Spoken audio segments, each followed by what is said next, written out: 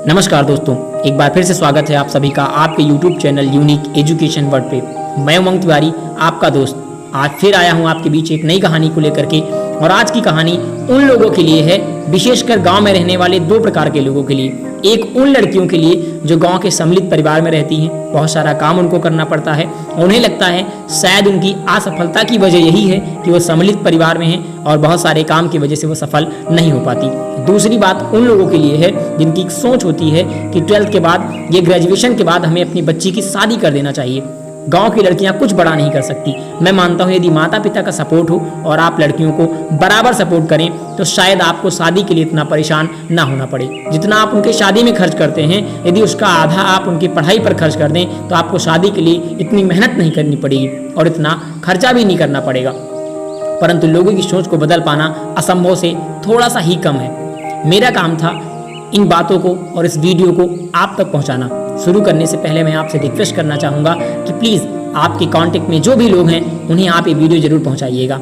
यदि हमारे और आपके प्रयास से किसी एक व्यक्ति के जीवन में भी कोई भी बदलाव आ गया तो हमारा और आप दोनों का प्रयास सफल होगा और ये किसी एक के संगम से नहीं हो सकता। प्रयास हमें और आप दोनों को करना पड़ेगा।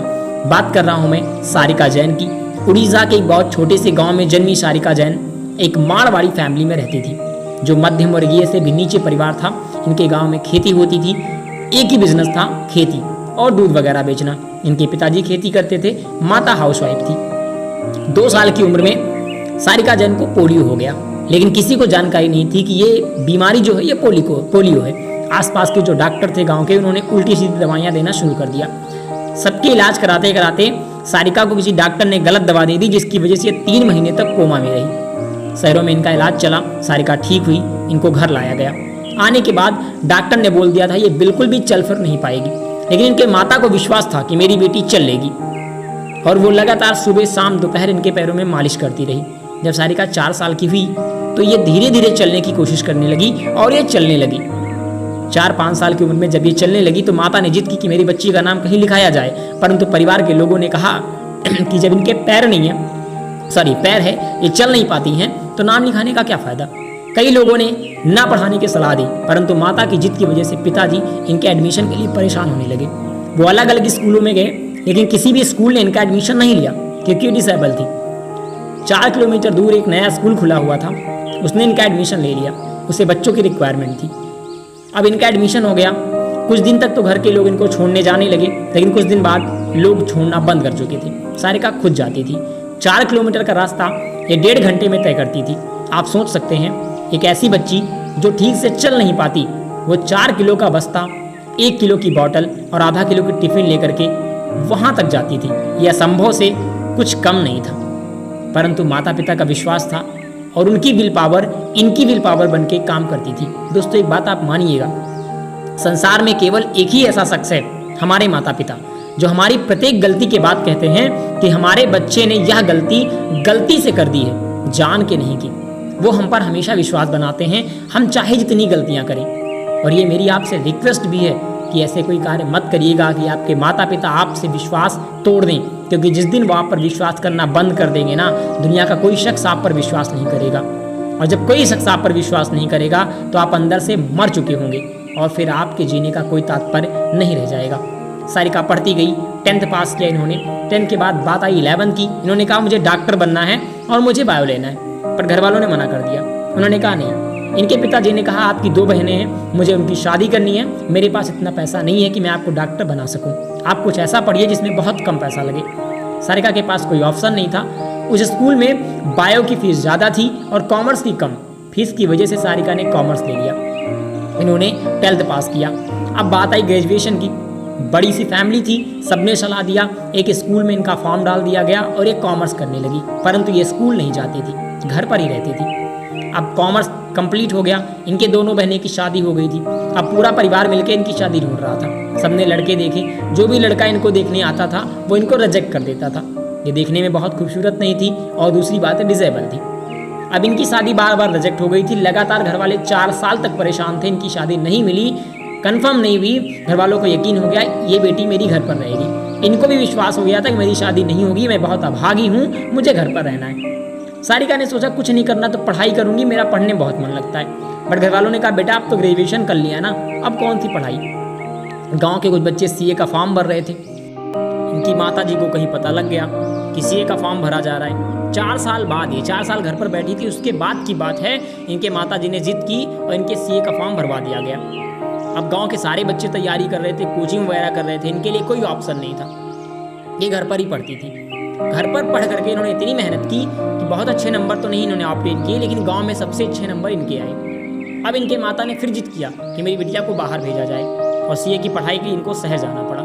अब शहर ये जिस कोचिंग में जाती थी वो कोचिंग 3rd फ्लोर पे चलती थी और ये आधे घंटे लगातार सीढ़ियों पे चढ़ते हुए तब 3rd फ्लोर तक जा पाती थी। उस कोचिंग के लोग इनसे इतने ज़्यादा इंस्पायर थे, वहाँ के जो डायरेक्टर थे उन्होंने कोचिंग में सिर्फ इनके लिए, पर्सनली इनके रिक्वायरमेंट के लिए एक लिफ्ट लगवाई और उस लिफ्ट का नाम रखा सारिका लिफ्ट। आप सोच सकते हैं हम कितने बड़े बन जाएं यार, लेकिन अगर हमारे नाम पे कोई चीज़ हो जाता ना, लगता जीवन सफल हो गया। सारिका ने कंप्लीट किया अपना सीए, वापस आ रही थी ट्रेन में तो कुछ लोग बैठ के बातें कर रहे थे कि मेरा बच्चा आईएएस की तैयारी कर रहा है, पीछे से तैयारी कर रहा है। इन्होंने सुना, इनके मन में एक बात आई, आईएएस क्या होता है। इससे पहले सारिका ने किसी ऑफिसर से मिली थी ना, इसके बारे में जानती थी। सारिका घर पहुंची, इन्होंने पिताजी से कहा मुझे आईएएस की तैयारी करनी है। अब इनके पिताजी गुस्सा, पूरा खानदान इनका गुस्सा हो गया, मैंने तुझे सीए क्या करने दिया, तेरा दिमाग खराब हो गया। आईएएस की तैयारी में पावर लगता, पैसा लगता, ये वो दुनिया भर की कहानी लोगों ने बताई।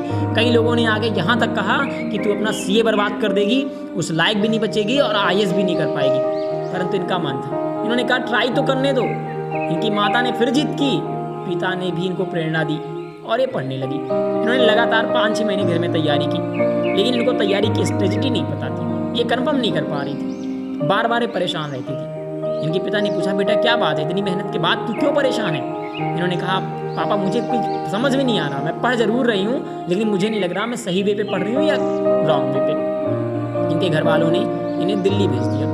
इनके पिताजी ने 1 साल की फीस का जुगाड़ किया, किसी तरह खेत भेजा और इनको भेजा, कहा जा बेटा तू पढ़, 1 साल में तुझे टाइम देता हूँ, अगर निकल जाए तो अच्छी बात है, ना निकले तो घर वापस आ जाना, टेंशन मत लेना। और ये आ गई।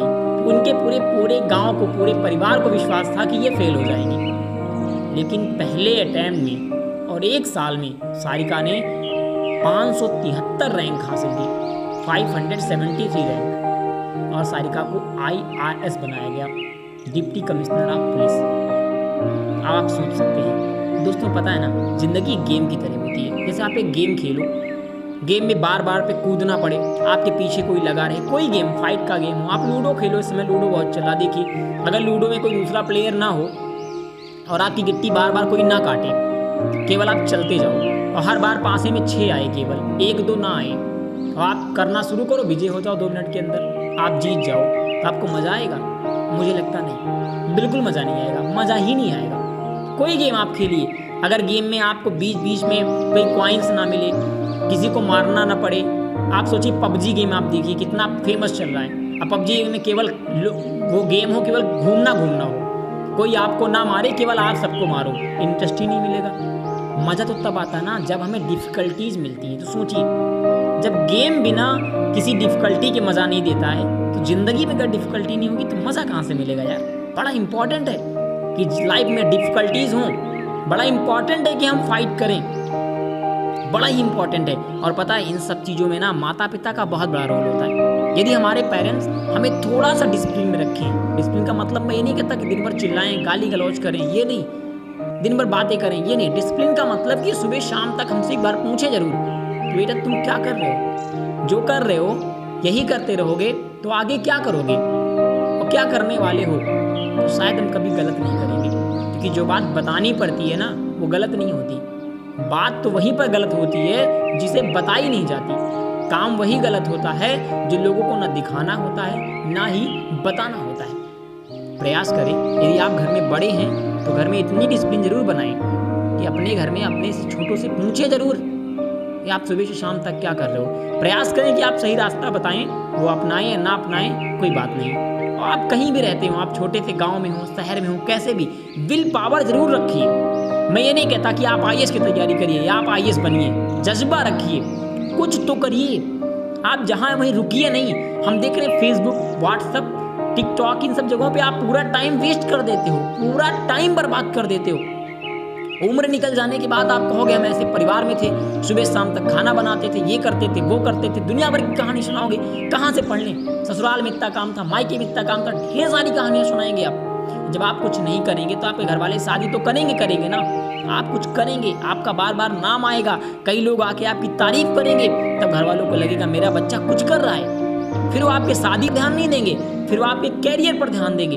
उन्हें पता मेरी बच्ची दूसरों की तरह है, दिन भर फोन यूज करती है, फोन में बातें करती है, बैठ के इधर पंचायत कर रही, उधर पंचायत कर रही, यहाँ हंस रही, वहाँ बोल रही। उन्हें लगेगा मेरी बच्ची भी तो दूसरों की तरह है। फर्जी बिठाने से बेहतर ना शादी कर दो, क्योंकि तुम कुछ बेहतर कर नहीं रही हो, कैरियर के बारे में सोच नहीं रही हो, तो दूसरा ऑप्शन तो यही है ना कि शादी ही करना है। एक बात आप ध्यान रखिएगा, जब तक आप अपने बारे में सोचेंगे तब तक कोई दूसरा आपके बारे में नहीं सोचेगा, और जिस दिन आप अपने बारे में सोचना बंद कर देंगे उस दिन दूसरा व्यक्ति आपके बारे में सोचना शुरू कर देगा, और फिर वह व्यक्ति आपको उसी तरह रखेगा जैसा उसका मन करेगा।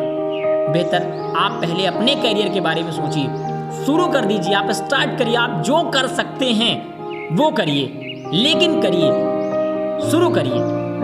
किसी काम को शुरू करना सबसे मुश्किल होता है, आप स्टार्ट कर दीजिए, आपको रास्ते स्वयं मिल जाएंगे। बस मेरी विशेष आपके लिए यही तक थी, इस वीडियो में इतना ही। फिर आपसे एक बार रिक्वेस्ट है कि प्लीज़ वीडियोस को सब तक जरूर पहुंचाइएगा। एक बार फिर से आप सभी का दिल की गहराइयों से बहुत बहुत धन्यवाद हमारे साथ बने रहने के लिए, इतना प्यार देने के लिए, लगातार लाइक, शेयर और कमेंट करने के लिए। धन्यवाद। आपका दिन मंगलमय हो।